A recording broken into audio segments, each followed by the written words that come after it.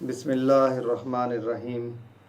پانچویں بند میں مسجد قرطبہ کو بنانے والوں کی عظمت کے مضمون کو جاری رکھتے ہوئے علامہ صاحب نے کہا ہے کہ اس مسجد نے تو مجھے یہ راز بتا دیا ہے کہ ایک بندہ مومن کے دن اور رات کیسے گزرتے ہیں، اور دنیا میں مسلمانوں کے مقام و مرتبے کا تعین کیسے مرد خدا کی عظیم سوچ کرتی ہے، کیسے اس کے سرور، ناز اور نیاز کی کیفیات اس کی فکر کی آئینہ دار ہوتی ہیں، اس کے ہاتھ میں کیسے اللہ کی طاقت ہوتی ہے، کیسے وہ نت نئے کام سر انجام دیتا ہے، مشکل فیصلوں پر عمل درآمد کرتا ہے اور بگڑے کام سنوار دیتا ہے، اور یہ کہ وہ خاک اور نور سے تخلیق اور خدائی صفات سے بہرہ مند کیا گیا ہے۔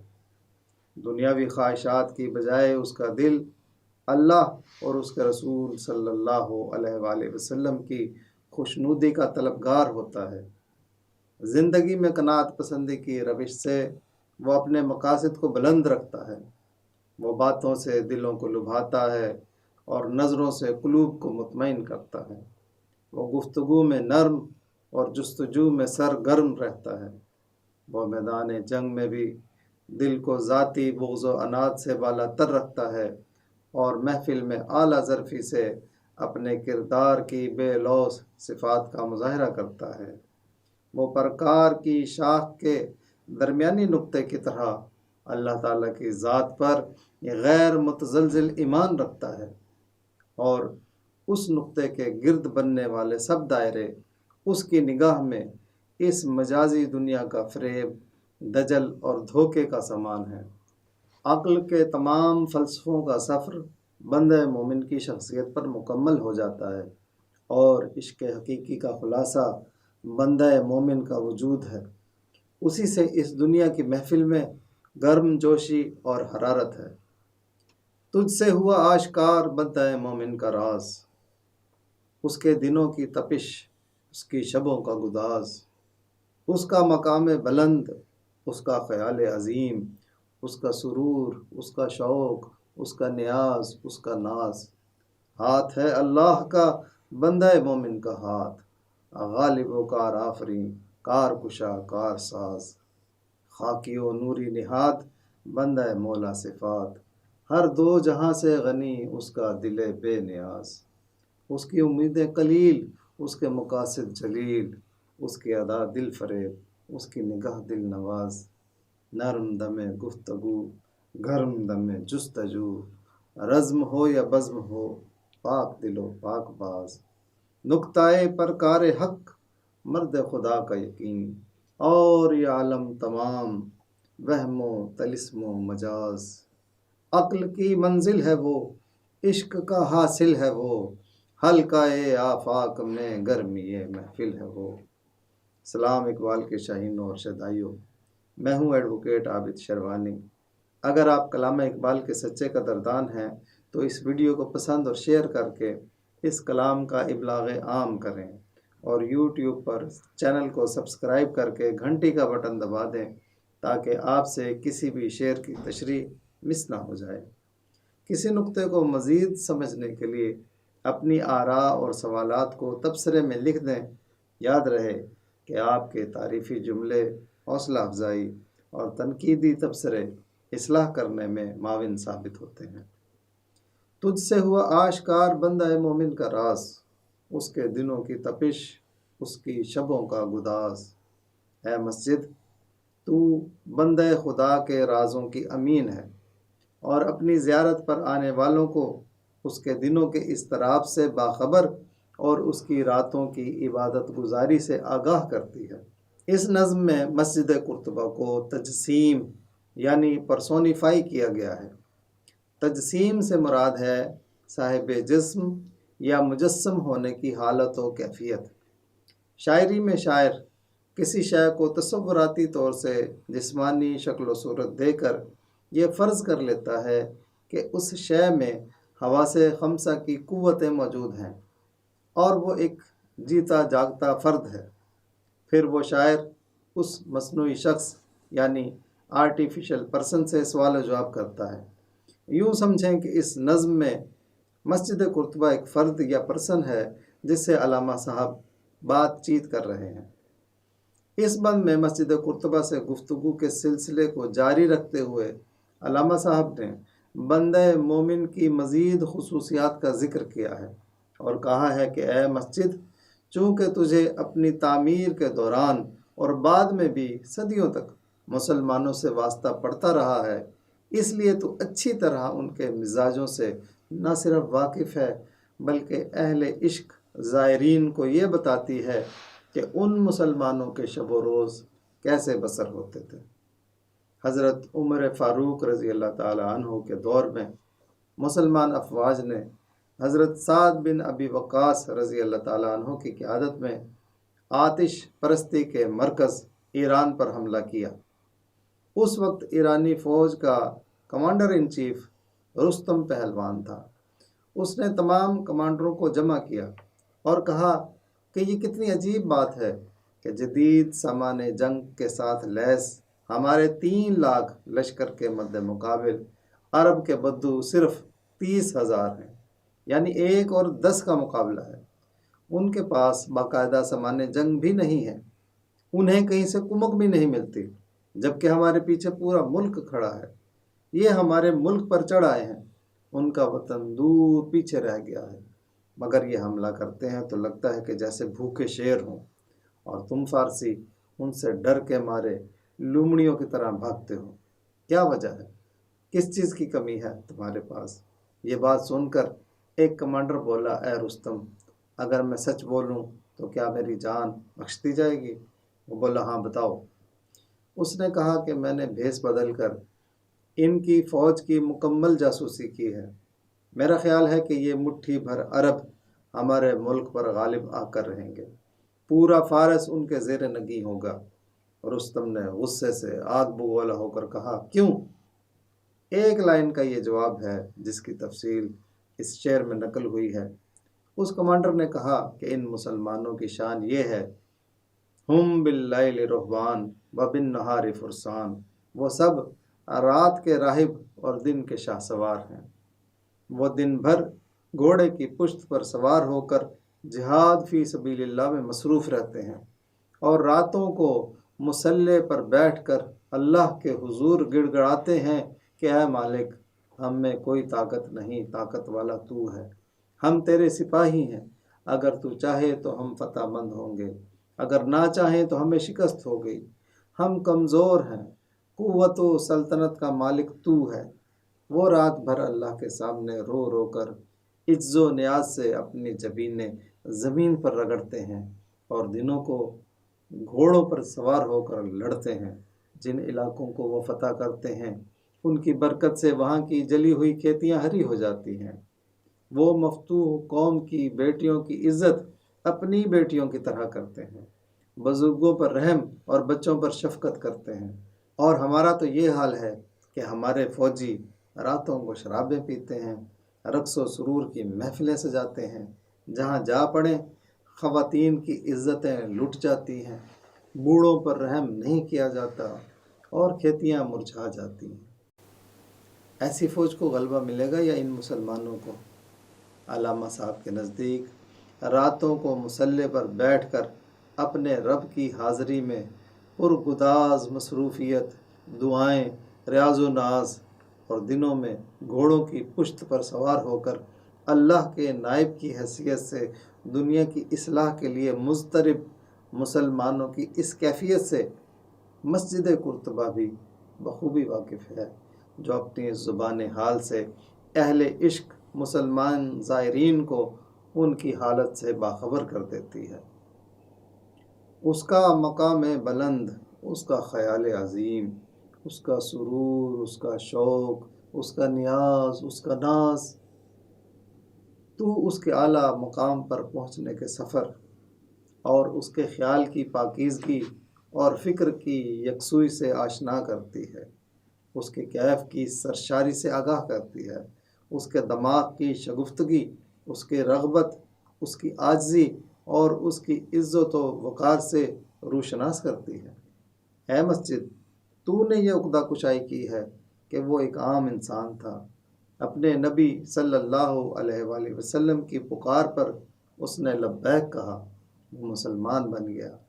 حب دنیا سے نکل کر وہ حب رسول صلی اللہ علیہ وآلہ وسلم کے دامن میں شگفتگی اور سرشاری سے ہمکنار ہو گیا۔ جب اسے حدیث پاک کی سوغات ملی تو اس نے دنیا داری سے دینداری کی طرف ہجرت کی اور حب رسول صلی اللہ علیہ وآلہ وسلم کے دامن میں پناہ گیر ہو گیا۔ جب اسے قرآن پاک کا تحفہ عطا ہوا، اس نے قرآن کی ہدایت کے مطابق ظاہر کی دنیا کا پورا علم حاصل کیا اور قرآن ہی کی روشنی میں باطنی علوم حاصل کر کے اللہ تعالیٰ سے عشق کی منزلیں طے کیں۔ اس نے اپنے شوق میں فقر کی سواری پر خودی کے ہزاروں مقامات سر کیے۔ جب اس کی خودی اللہ تعالیٰ کی خودی سے ہم آہنگ ہو گئی تو وہ دنیا پر چھا گیا۔ یہ انکساری اور عاجزی اس کا مقام قلندری ہے جسے دنیا سلطانی کے نام سے جانتی ہے، اور دنیاوی سلطانی ہی بندہ مومن کی قوتوں کی اعلیٰ صلاحیتوں کا ترازو اور معیار ہے، جس میں تل کر یہ انسان زمین پر اللہ کا سایہ بن جاتا ہے، جسے السلطان و ذل اللہ فی الارض کہا جاتا ہے، جو اولی الامر ہے۔ اسی میں اس کی بڑائی اور عزت، یہی فقر اس کا فخر و افتخار ہے۔ اسلامی حکومت جبر اور قہر سے عبارت نہیں ہوتی، بلکہ یہ تو عشق اور اللہ کی ذات میں جذب ہونے کی مستی کا نام ہے۔ ظلم اور قہر سے دنیا میں کوئی حکومت نہیں کی جا سکتی۔ اللہ کا عشق ہی دنیا میں سماجی انصاف اور خلق خدا سے محبت کی بنیاد پر حکومت کو قائم رکھ سکتا ہے۔ اے مسجد، تیرا طرز تعمیر بندہ مومن کے شوق، خوشی، ناز اور نیاز مندی کا آئینہ دار ہے۔ کسے خبر کے ہزاروں مقام رکھتا ہے، وہ فقر جس میں ہے بے پردہ روح قرآنی۔ خودی کو جب نظر آتی ہے قاہری اپنی، یہی مقام ہے کہتے ہیں جس کو سلطانی۔ یہ مقام ہے مومن کی قوتوں کا عیار، اسی مقام سے آدم ہے ذل سبحانی۔ یہ جبر و قہر نہیں، یہ عشق و مستی ہے کہ جبر و قہر سے ممکن نہیں جہاں بانی۔ ہاتھ ہے اللہ کا بندہ مومن کا ہاتھ، غالب و کار آفریں، کار کشا کار ساز۔ مومن کا ہاتھ دراصل اللہ کی طاقت کا حامل ہوتا ہے، جو بالادست، کام پیدا کرنے والا، الجھی ہوئی گتھیاں سلجھانے والا اور بگڑے ہوئے کام سنوارنے والا ہے۔ بے شک ایک بندہ مومن اللہ کا دوست اور ولی ہوتا ہے، اور اللہ تعالیٰ بھی اس کا حامی و مددگار ہوتا ہے۔ صحیح بخاری شریف کی حدیث قدسی ہے کہ رسول اللہ صلی اللہ علیہ وآلہ وسلم نے فرمایا، اللہ تعالیٰ فرماتا ہے کہ جس نے میرے کسی ولی سے دشمنی کی، اسے میری طرف سے اعلان جنگ ہے۔ میرا بندہ عبادات سے میرا قرب حاصل کرتا ہے، اور کوئی عبادت مجھے اس سے زیادہ پسند نہیں جو میں نے اس پر فرض کی ہیں، اور میرا بندہ فرض ادا کرنے کے بعد نفلی عبادت کر کے مجھ سے اتنا نزدیک ہو جاتا ہے کہ میں اس سے محبت کرنے لگ جاتا ہوں۔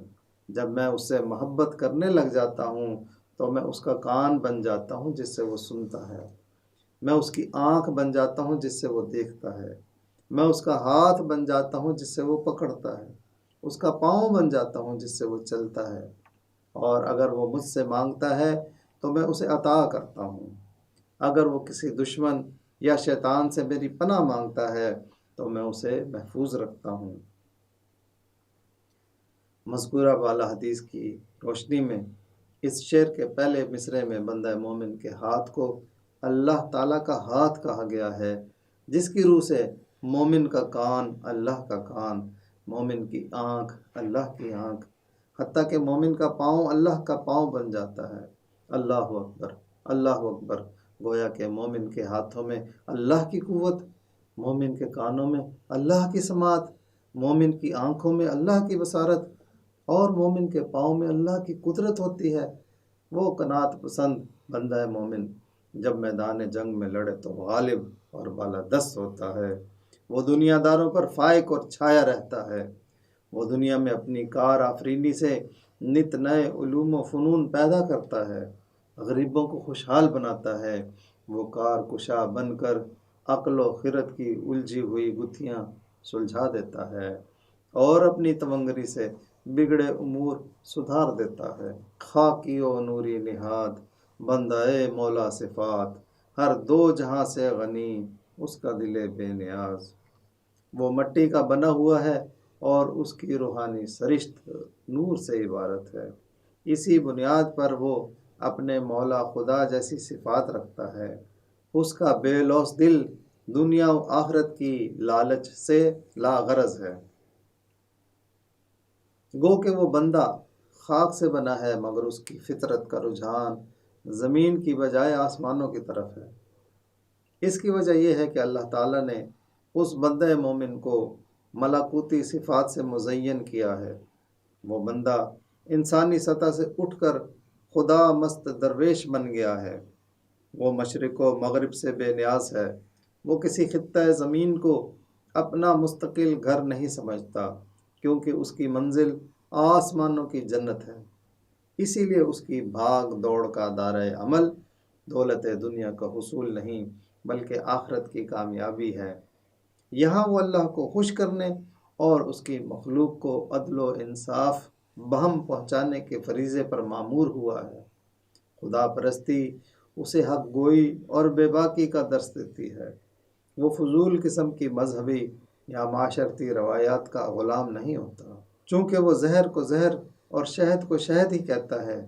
اسی لیے بعض اوقات اس کی حق گوئی سے اپنے اور بیگانے ناراض ہو جاتے ہیں۔ وہ ہر بات کو عقل کی کسوٹی پر پرکھتا ہے اور ہر معاملے میں حق کی فکر کی بنیاد پر ہی حقائق کو دیکھنے کا عادی ہوتا ہے۔ اسی لیے وہ کبھی چھوٹے معاملات کو بڑا نہیں مانتا اور آزمائشوں کی جلتی ہوئی بھٹیوں میں حضرت ابراہیم علیہ السلام کی طرح صبر سے کام لیتا ہے۔ آزمائشوں کی آگ میں وہ کبھی بھی ہرمل کے دانے کی طرح شور و غوغا نہیں کرتا۔ اس کا دل خوف خدا کی وجہ سے نرم ہوتا ہے۔ اس کی نظر ہر مسئلے کی گہرائی تک پہنچ جاتی ہے۔ وہ دوسروں کی برائیوں کو بھلا کر ان کی نیکیوں پر نظر رکھتا ہے۔ چونکہ اس کا مقصد ملکی ہوسگیری کی بجائے انسانوں کو رب سے ملانا ہے، اسی لیے وہ میدان جنگ میں بھی دشمن کو کم سے کم نقصان پہنچا کر فتح مند ہوتا ہے۔ وہ احکام الہی میں گرفتار اور حلال کے دائرے میں آزاد ہے۔ وہ مال و دولت کو سینت سینت کر جمع نہیں کرتا، اس کے باوجود بھی وہ خوش و خرم ہی رہتا ہے۔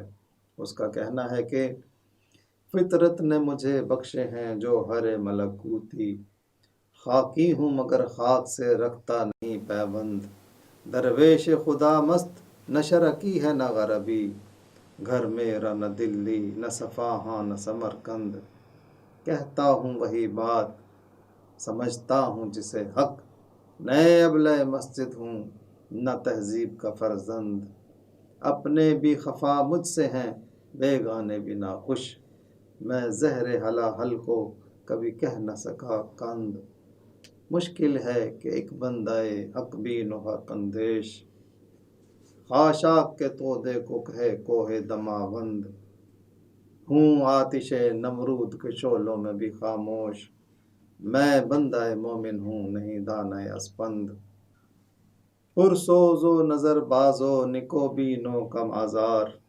آزاد و گرفتار و تہی کی سو خرسند۔ اس بندہ مومن کی باتیں دل کو لبھاتی ہیں۔ وہ جہاد فی سبیل اللہ کی محنت کے لیے اپنا جگر خون کر دیتا ہے۔ اس کا اندرون تابناک ہوتا ہے۔ اس کی نظر ہر معاملے کی گہرائی میں اتر جاتی ہے۔ وہ اپنی بے نیازی کی بدولت نمود و نمائش کی مجالس سے دور رہتا ہے اور دکھاوے والی محفلوں میں شامل نہیں ہوتا۔ حدیث بندہ مومن دل آویز، جگر پر خون نفس روشن نگاہ تیز، میسر ہو کسے دیدار اس کا کہ ہے وہ رونق محفل کم آمیز۔ اس مولا خدا جیسی صفات رکھنے والے کی روح نورانیت سے پر ہے۔ اسی کے دم سے آسمان کی آنکھوں یعنی ستاروں میں چمک ہے۔ وہ اپنے اعمال سے اللہ کو خوش کر کے فرشتوں اور حوروں کا حاکم بن جاتا ہے، کیونکہ اس بندہ مومن کو حضور صلی اللہ علیہ وآلہ وسلم نے اپنا شاہین بنا کر ان کے شکار پر معمور کیا ہے۔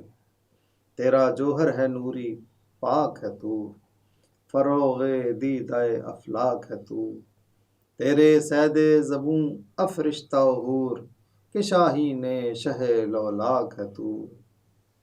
اس مرد مومن کی نورانیت، اس کا ظاہر اور باطن روشن ہے، اور اس کی روح کی وجہ سے اس کا وجود مستی اور لگن سے سرشار ہے۔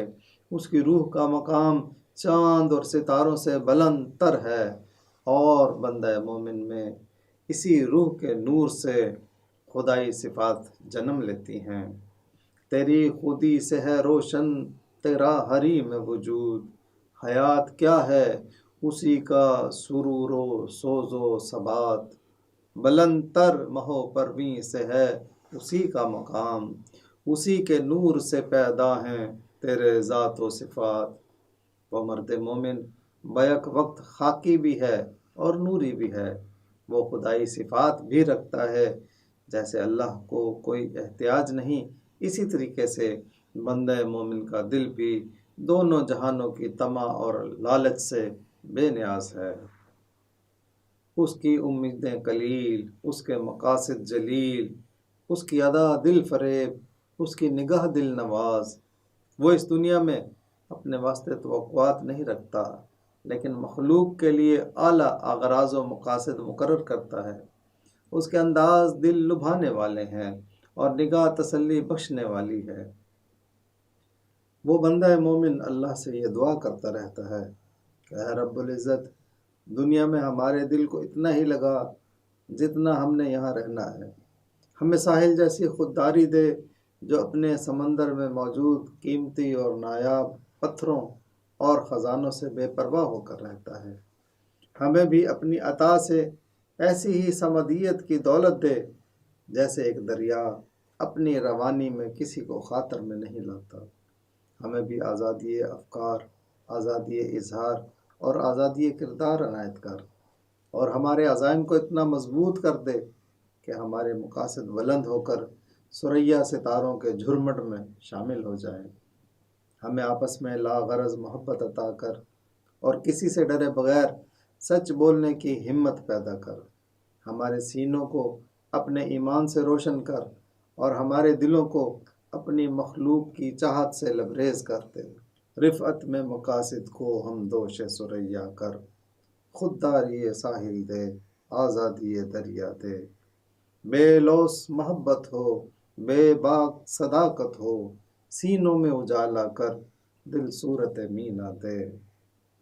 نرم دم گفتگو، گرم دم جستجو، رزم ہو یا بزم ہو، پاک دل و پاک باز۔ وہ تحمل سے کلام کرتا ہے اور اپنے مقاصد کی تکمیل کے لیے سرگرم رہتا ہے۔ میدان جنگ میں اپنی نیک فطرت کا دامن تھام کر رکھتا ہے، اور محفل و تنہائی میں اپنے کردار کو پاک رکھتا ہے۔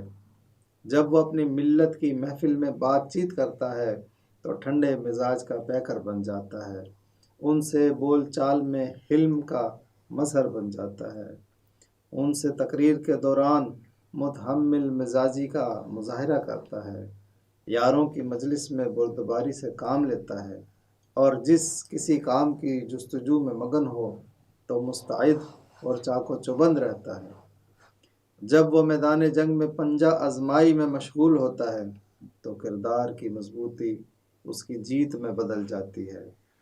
ہو ہلکا یاراں تو بریشم کی طرح نرم، رزم حق و باطل ہو تو فولاد ہے مومن۔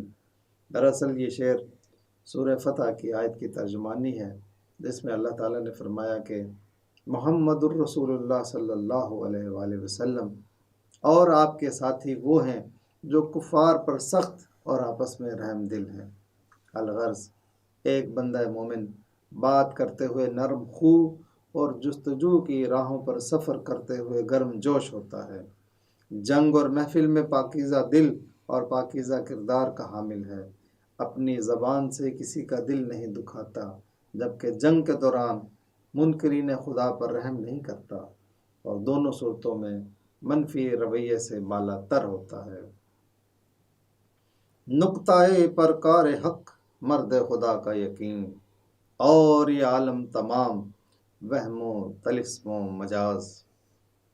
اس کے سب دائروں کا مرکز اللہ کی ذات پر بھروسہ ہے۔ اس کی نظر میں یہ ساری دنیا وہم، گمان، شبدہ بازی اور اعتباری ہے۔ بندہ مومن کا اللہ کی ذات پر یقین ایسے جم چکا ہوتا ہے جیسے پرکار کی آہنی شاخ کو ایک نقطے پر ٹکا دیا جاتا ہے، اور اس مرکز سے بے شمار دائرے کھینچے جا سکتے ہیں۔ اللہ کی ذات ہی وہ اصل نقطہ ہے جس پر ایمان اور عشق کی بنیاد رکھی جا سکتی ہے، اور پرکار کی دوسری شاخ جس میں پینسل لگتی ہے، اس سے بنائے جانے والے ان گنت دائرے اس عالم کائنات کی طرح ہیں جن کی حقیقت ایک وہم، وسوسے اور گمان کی سی ہے، جس کی کھوج میں دنیاوی علوم سر کپاتے رہتے ہیں۔ جب ایک سرا ملتا ہے تو دوسرا چھوٹ جاتا ہے، اور یہ سلسلہ کبھی ختم نہیں ہوتا۔ یہ کائنات ایک نظر بندی اور شعبدہ گری کے علاوہ کچھ نہیں۔ یہ ظاہری یا مادی دنیا مجازی اور اعتباری ہے جسے بنانے والے کی کھوج میں عقل ناکام رہتی ہے۔ اس طرح اللہ کے عاشقوں اور دنیا کے فلسفیوں میں ایک بحث و تکرار چلتی رہتی ہے، جس کا ذکر علامہ صاحب یوں فرماتے ہیں: جب اہل فلسفہ اور عشق والے اپنا مقدمہ لے کر میرے پاس آئے تو علم نے کہا کہ عشق کا کام تو دیوانگی اور پاگل پن ہے، جبکہ عشق کہنے لگا کہ علم تو اللہ تعالیٰ کے بارے میں صرف تخمینے اور اندازے لگانا ہی جانتا ہے، اور اس کی اصل حقیقت سے یہ نہ آشنا رہتا ہے۔